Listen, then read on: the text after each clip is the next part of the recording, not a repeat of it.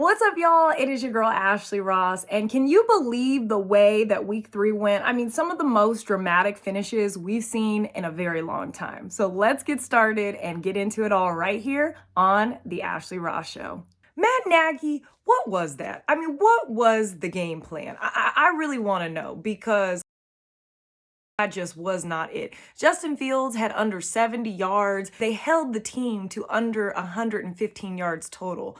What was the game plan? I really want to know because that was horrible. And I feel like when coaches say, oh, the quarterback's not ready. Well, was Mitch Trubisky ready? Well, was Andy Dalton ready? I mean, we have not seen a great stellar performance from this Bears team. 9 sacks on the day. 9. They were making the Browns look like the Bears defense of 85. So Matt Nagy, you really might be on the hot seat because that was a horrible performance. Now, let's give credit where credit is due. The Browns, they did play really good. Myles Garrett, he was feasting. 4.5 sacks on the day. And Odell Beckham was back. Him and Baker had some really good throws in there. And it'll probably be good with Jarvis being out for Baker and Odell to really reestablish that connection some more since Odell has missed so much time. You know how I feel about the running backs. Browns, you're looking good. Bears, Matt Nagy, it might be, it's time to go. Colts versus the Titans. The Colts have to be one of the biggest disappointments to start the season. I mean, no one expected the Colts to be 0-3, especially in the division that they're in when you have Houston and Jacksonville. I mean, Houston has a win before the Colts have a win. Houston, we have a problem. Indianapolis, we have a problem. Defensively, they're looking really shaky to me. I looked at their scores in their 3 losses. In 3 of those losses, they have allowed teams to score 25 points or more, which is a problem when you're supposed to have a quote-unquote stout defense. But we know Carson Wentz probably wasn't 100%, but I would like to see Jonathan Taylor and some of these running backs step up. When the Colts had success a couple years ago, Jonathan Taylor, he was really pounding the rock. So I would like to see them kind of utilize the run game a little bit more. But Tennessee, you're the only 10 I see. I picked y'all in this game. We know what Derrick Henry is. What I really want to see from Tennessee is can they get their receivers more involved? I know A.J. Brown, he's got some injury issues going on. I really want to utilize Julio. This is why you trade for this man. Tennessee, let's get it together in our offensive game plan a little bit. Colts, at least you got the Dolphins next week, so you got a 50-50 chance of coming out with a win. Falcons versus the Giants. What is the issue in New York? I do not understand why the Giants cannot figure out how to finish and pull off a game. And what adds insult to injury was they lost at home on Eli Day. The day that Eli Manning, the reason why you guys have relevancy in the NFL in the last decade or so, you couldn't even pull out the win for Eli. Bengals versus the Steelers. Where do we begin? Let's start with my expectation coming into the game. If you follow me on Instagram at AshleyRoss3, you know I did a live with my boy Savvy the Amusing, and I was all in on Pittsburgh. I said, Joe Burrow, he's going to be in trouble. I'm scared for his safety out there. And it was the exact opposite. Joe Burrow, he had no issues. Him and Jamar Chase are looking all world. LSU to the pros, no issue, no problems. Pittsburgh. I understand people want to say, well, it's not all Big Ben's fault. Well, when you have 58 attempts, yeah, it kind of is all your fault. The biggest issue I have with the Steelers is that, yes, they have weapons in the receiving core. Yes, they drafted Najee Harris. And yes, they have that steel curtain defense. But while all these other teams, specifically in the division, were planning for the future by getting guys like Baker Mayfield and Lamar Jackson and Joe Burrow, Big Ben is not the long-term answer, and he has not been for a number of years. And this is where some organizations, to me, default to loyalty that, yes, he won you a couple Super Bowls, but it's been about a decade or so. So the statute of limitation of loyalty has passed. No one is blaming Pittsburgh for moving off of Big Ben. But when you look at what they have on the roster, are you going to those backups as formidable options? No, you're not. So you're stuck with Big Ben. And the Steelers have no one to blame but themselves for being in this situation. So they're going to have to stick by their man. Cincinnati, I stand corrected. Shout out to the line for stepping up. Jamar Chase looks like he was the right option to take at 5. Hoo-day, Bengals. Jaguars versus the Cardinals. Even though the Jaguars are 0-3 and haven't really looked that great thus far, one of the bright spots of this team definitely has to be Jamal Agnew. His 109 return was electric. He is giving us early Devin Hester vibes. And shout out to Gus Johnson. Can Gus Johnson call all the games?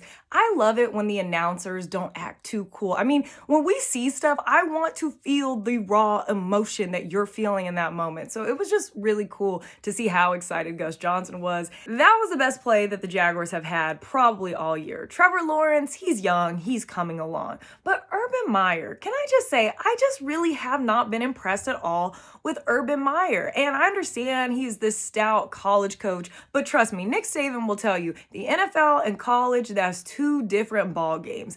And I need my coach, either you need to be just some kind of genius, coordinator, drop any kind of play, or you need to be cut from the Pete Carroll, running down the sideline, Sean McVay, I'm just rah excited. I'm not really getting either one of those from Urban Meyer, so I'm lacking what this investment was supposed to be giving us in this situation.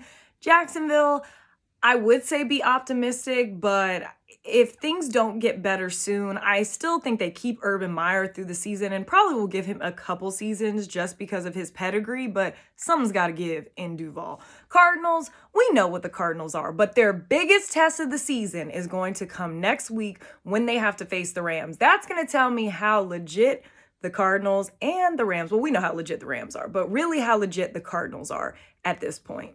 Saints versus the Patriots. This was another disappointment. I'm not a bettor, but I expected Bill Belichick to be Bill Belichick. And I was like, you know what? He is going to make Jameis Winston look very Jameis Winston-esque. And Jameis still did some Jameis blind, just throwing it up to the rafter throws. But I'm wondering about Bill Belichick and this team. Does he really just not have the personnel? I don't want to say that Bill Belichick has lost a step in his coaching, but does he not have the personnel to execute the way that he's had in the past? That's what I'm kind of wondering from this Patriots team. Mac Jones, he threw his first pick of the season. He's going to have his growing pains, but we were told, oh, they spent all this money in the offseason and it's Bill Belichick. But you know what? Bill and Tom are both coming off of losses, so this may be the perfect storm for the rematch in Foxborough next week. Saints bounce back. They had their coaches back. Jameis is still looking Jameis-y, but if he could pass the Bill Belichick test, he's on his way.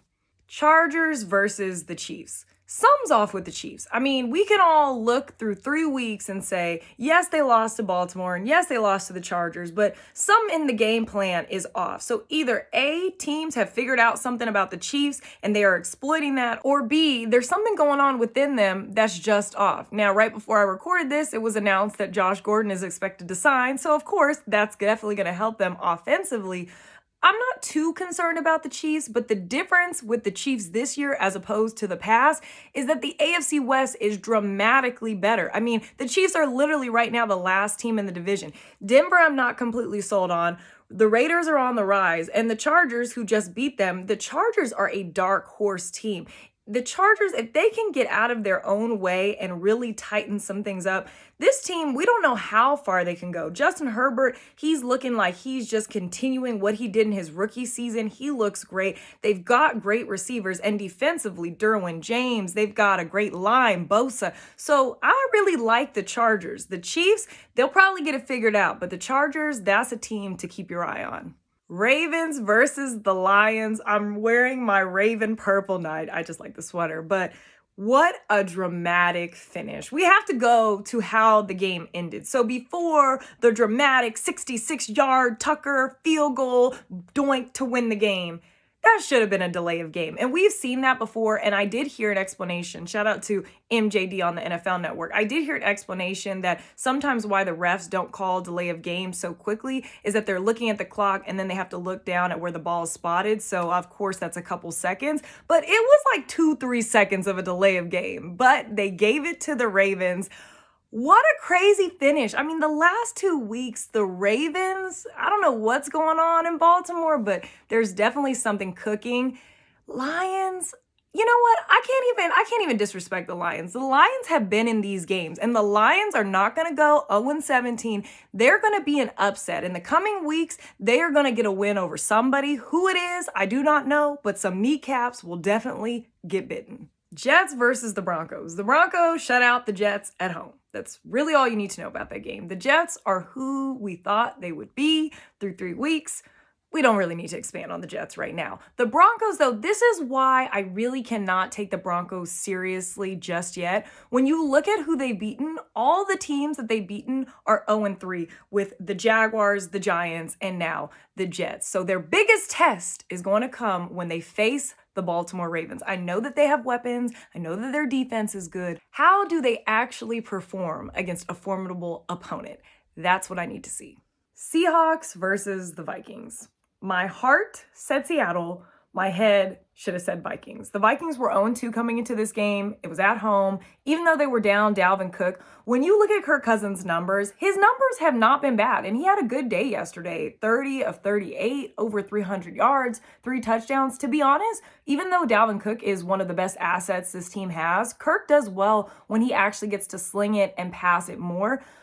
Vikings, they won this game handedly. Seattle, where do we begin? We already know that the defense is not the Legion of Boom from years ago. We've already established this. A big issue that Seattle is having is the offensive line. In the offseason, there was the rumblings of Russell being disgruntled and being frustrated that the line has not improved. And they made a couple tweaks, but overall, this is not a strong line for the type of plays that Seattle likes to run. And so Russell is continuing to scramble. And again, unless you trade somebody, how does the line really improve in the season? Now, I said this a couple weeks ago, and Cincinnati seemed to tighten up. So maybe Seattle will tighten up next week. But for right now, Seattle, they just look like the 4th best team in the division. And I just got to call it like I see it. There's nothing that they're showing right now that shows they should be in real contention at this moment.